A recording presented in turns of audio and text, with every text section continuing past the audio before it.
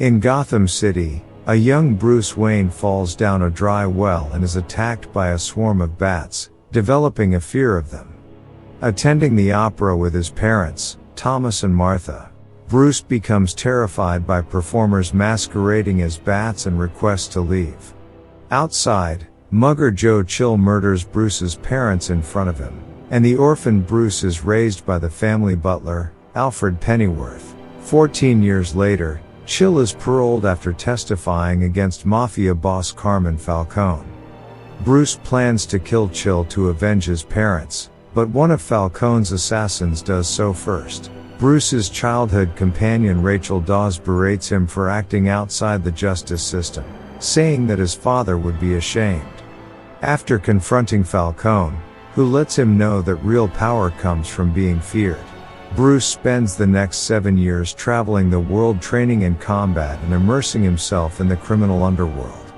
In a Bhutan jail, he meets Henri Ducard, who recruits him to the League of Shadows led by Ra's al Ghul. After completing his training in ninja methods and purging his fears, Bruce discovers that the League knows about Gotham and, believing the city is beyond saving, intends to destroy it. Bruce rejects the League and its edict that killing is necessary, burning down their temple during his escape.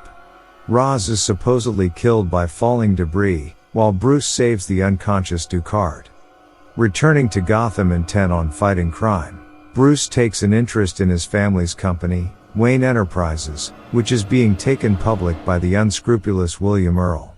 Company archivist Lucius Fox, a companion of Bruce's father, allows Bruce access to prototype defense technologies, including a protective bodysuit and a heavily armored vehicle called a Tumbler. Bruce poses publicly as a shallow playboy, even to Rachel for a moment, while setting up a base in the caves beneath Wayne Manor and taking up the vigilante identity of Batman, inspired by his childhood fear, which he has now conquered. Intercepting a drug shipment, Batman gives Rachel, now a Gotham assistant district attorney, with evidence against Falcone and enlists Sergeant James Gordon, one of Gotham's few honest cops, to arrest him. In jail, Falcone meets Dr. Jonathan Crane, a corrupt psychologist whom he has helped smuggle drugs into Gotham. Donning a scarecrow mask, Crane sprays Falcone with a fear-inducing hallucinogen which makes him crazy, and has him moved to Arkham Asylum.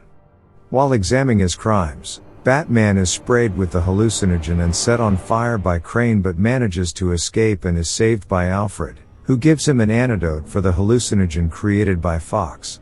When Rachel accuses Crane of corruption, he uncovers to her that he has introduced his drug into Gotham's water supply.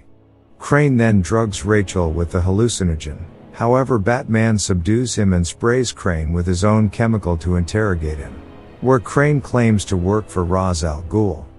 Batman evades the police by attracting a large horde of bats utilizing a high-pitched sound, to get Rachel to safety, administering her the antidote and giving her a vial of it for Gordon and another for mass production.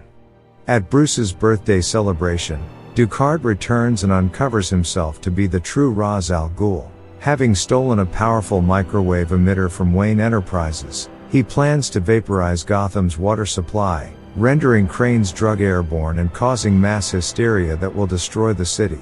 He sets Wayne Manor aflame and leaves Bruce to die, but Alfred rescues him. Ra's loads the microwave emitter onto Gotham's monorail system to release the drug at the city's central water source. Batman rescues Rachel from a drugged mob and indirectly uncovers his identity to her. Confronting Ra's on the monorail, as Gordon utilizes the Tumbler's cannons to destroy a section of the track, Batman refuses to kill Ra's yet decides not to save him, gliding from the train as it crashes, killing Ra's.